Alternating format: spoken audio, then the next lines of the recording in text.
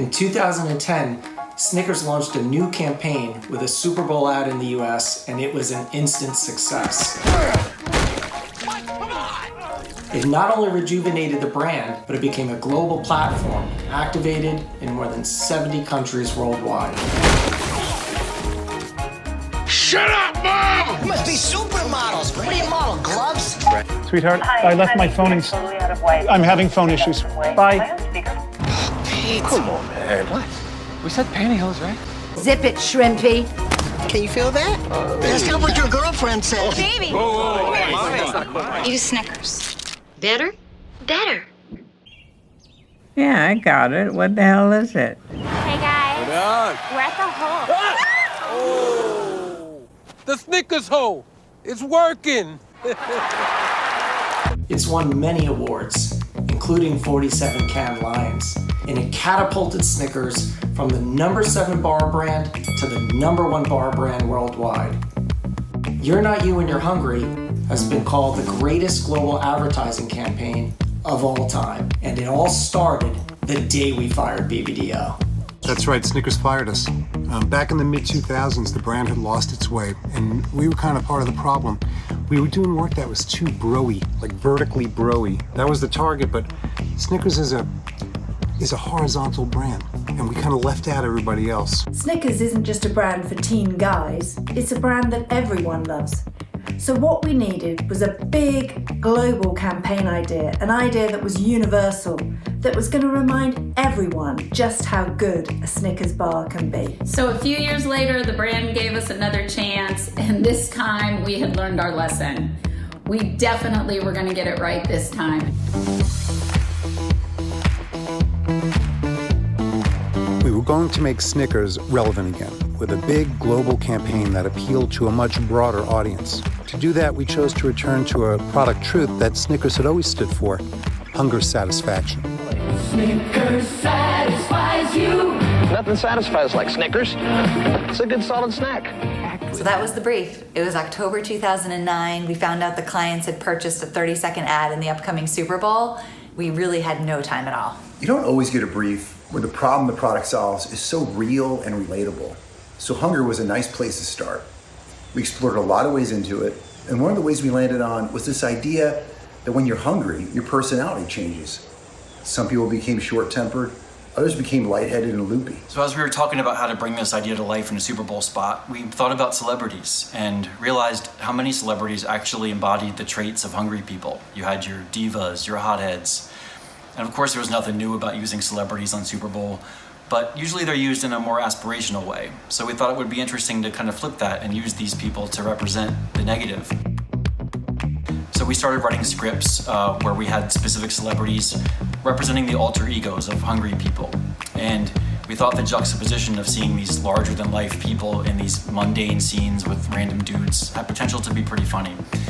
And as we were writing these stories, that kind of led us pretty obviously to the line that would sum it up, which was, "You're not you when you're hungry." I saw the line before I saw any work, and the line alone, it communicated the insight in such a human, great way. I thought, this isn't just a campaign line, this is a platform that's gonna lead us into the future. Like I just, the hairs on my neck went up. The idea that hunger changes your personality is actually true, certainly in my experience. And it's true everywhere in the world and to every kind of person. And given the equity that Snickers has and had over decades, really, in the hunger satisfaction space, it felt like a pretty natural place to go and try to do something distinctive for the brand. Reaching out to celebrities at first was daunting. We just weren't sure if they were going to be interested in representing themselves as the problem in the commercials. Luckily, we landed with Betty and Aretha, both people who understood that it was really about honoring them, and they did a great job of embracing it and getting in on the joke. Working with Betty White was amazing. I didn't know what I was getting into, having to ask an 88-year-old woman to lay down in a cold, wet, muddy puddle, but she did it happily, and the stud person laid on top of her. We filmed the scene, and when he got up, she looked at him in her charming way and said, "Usually somebody buys me a drink before they do that."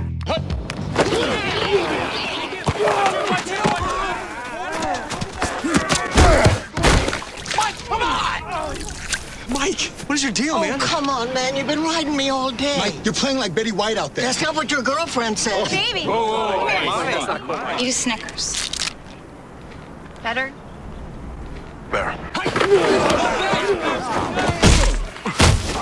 That hurt. You're not you when you're hungry. Snickers satisfies. We had high hopes, but the ad was more successful than we'd ever imagined. It won the ad meter, which was at the time the only ranking for Super Bowl that really mattered. It revitalised Betty's career, and it also revitalised Snickers. So all the clients around the world were excited to take it. And it did spread like wildfire around the world, and it really caught on. But I think the beauty of it was we didn't do what is usually done, which is you kind of parachute some American campaign into another country, and it feels like foreign. Here, they took the idea, but in Turkey and Russia and China, everywhere, they did their own bespoke versions of it with their own celebrities, with insights we could never have known. So it really felt homegrown. Chung, you can concentrate when you're hungry. Eat a Snickers. Better? Hadi gönder abi, gönder. Mert, al abi bir Snickers ye. İyi misin abi? Çok iyi geldi. And, like with every good marriage, BBDO worked with their local clients collaboratively around the world to bring the campaign to life, using local celebrities and cultural references that they knew would resonate in their markets. And it worked. In the first year alone, You're Not You When You're Hungry helped grow global sales by 15.9%. And it grew market share in 56 of the 58 markets where it ran. This idea is relevant to so many people in so many different situations that it makes it incredibly flexible. We can all identify with moments where hunger has caused us to be off our game. Grew up together. Since 3rd grade. What are you looking at? We're not good enough for you. You must be supermodels. What do you model, gloves? Marcia. Jan, this isn't about you. It never is. Can we turn the AC up? I'm dying back here. It's on. Can't you feel it? Can you feel that? Oh. Jeff, eat a Snickers, please. Why? Every time you get hungry, you turn into a diva. Just eat it so we can all coexist Turn in into here. a diva.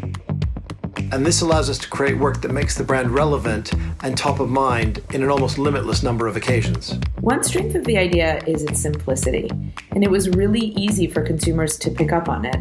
And it wasn't long until they started creating their own versions of the idea and taking it to all the places we couldn't go.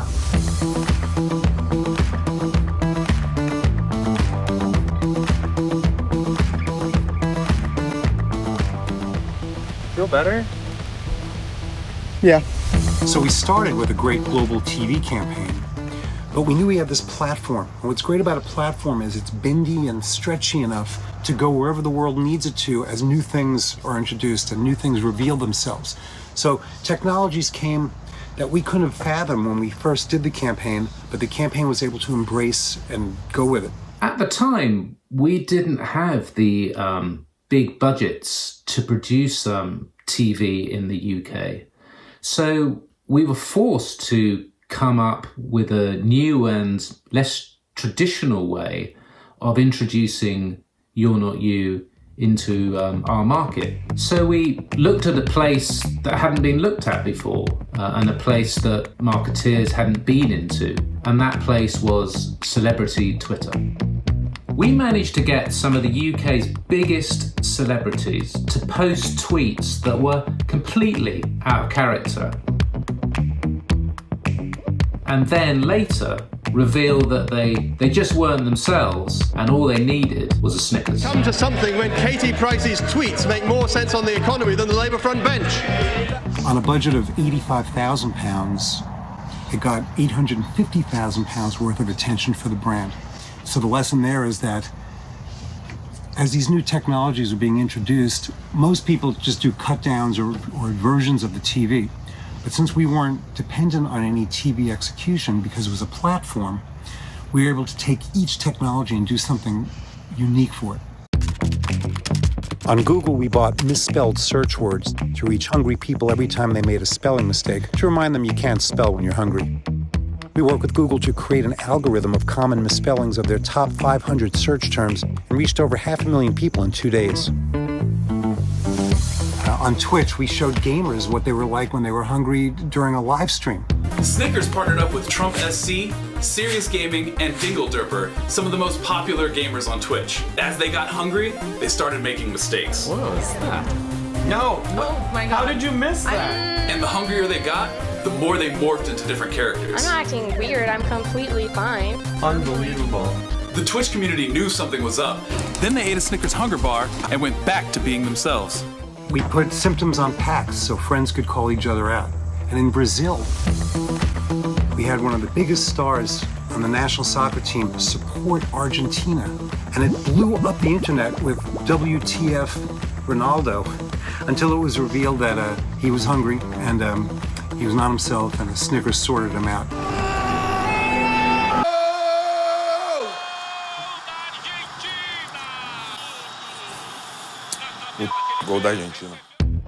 We found ways to be more narrow and relevant to specific audiences, like students in China. There is a big exam that 90 million Chinese students must take every year, and they can't let hunger get in their way. So we partnered with a very famous boy band, TF Boys, and introduced personified hunger monster to represent what happens when the students aren't themselves because they're too hungry. Get out! We even found a way to bring the campaign idea to a place that creators often thumb their nose at, the in-store retail promotion.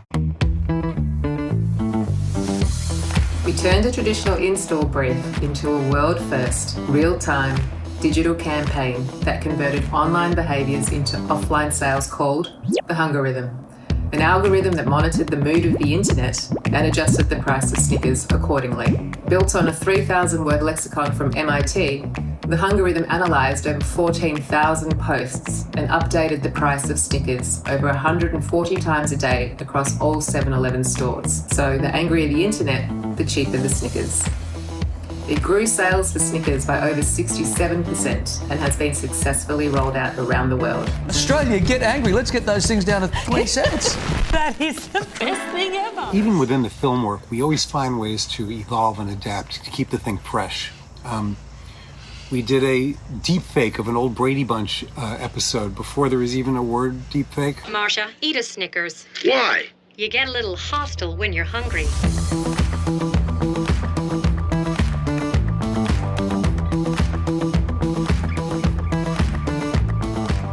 We did a whole out-of-sorts integration of a TV show. Watched by millions daily, the Dave TV channel is famous for its funny, high-energy, action-packed programs. But what happened when Dave got hungry? Dave became... Rupert. Welcome, ladies and gentlemen. You join us here at the International Chess Championships. The big advantage of having a highly recognizable campaign idea is that, success doesn't rely on some superficial thing, like a celebrity spokesperson or a musical sting or a design element. The work hangs together on an idea that carries into different contexts and still feels like it has integrity. And I think some of the proof for me in this campaign is in some of the work we just did on Super Bowl, the latest iteration of the Snickers campaign, where I think, again, that idea carried all the way through. Texting while walking. The sudden surge of scooters. An artist has duct taped a banana to a wall and is selling it for 6 figures. Check this out. The largest Snickers bar in the world was just made at a candy factory in Texas. The largest chocolate nut bar ever. And this bar is going to be leading up into the gigantic momentum during the Super Bowl. From the ground up, it was a whole new expression of "you're not you." In this case, calling out a whole world that was out of sorts. Well, as out of sorts as we thought things could be back in 2019. I dig because suddenly people think it's okay to talk on speakerphone in public. What was that? Oh, nothing. Just some lady digging a giant hole. Digging a huge hole. The world is out of sorts. We need to fix it quicker. We're gonna fix the world by feeding it Snickers. We're digging a huge hole. It's a huge hole. Dropping it right in. Dropping is a dumb thing to do. So dumb if it works, we all win. It looks nothing like the Betty White spot, but the idea, the humor, and the product as hero, well, that's still all there. So an idea that's been around for a decade has obviously been touched by many, many clients and a variety of agency people from all around the world. So we had to create a set of guidelines to judge the work by. We wanted to make sure the work always felt consistent, importantly that it felt like Snickers, and that it never got cookie cutter. The first is, if you wouldn't talk to your friends at the pub about it, it isn't funny enough. If you wouldn't tell your grandmother about it, it isn't inclusive enough. And if it isn't easily explained, then it isn't simple enough. The thing that makes working at Snickers exciting is also what makes it hard. That you look and see all of the cool ways that people have brought this campaign to life, and you realize it has limitless potential. Which means when you're thinking about it, you have to explore every avenue, every new media channel. And just when you think it's all been done, some other team from somewhere around the world has found a whole new way in. It helps to have a client who believes in the power of humor. With the state of the world today, a lot of clients are shying away from it, but if you're telling a story that's real and grounded and not going for a cheap laugh, people appreciate it.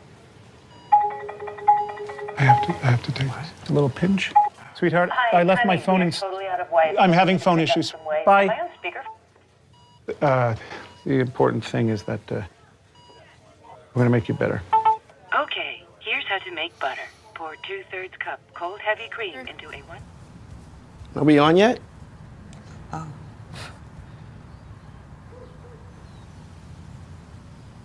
I thought we were doing a Zoom thing.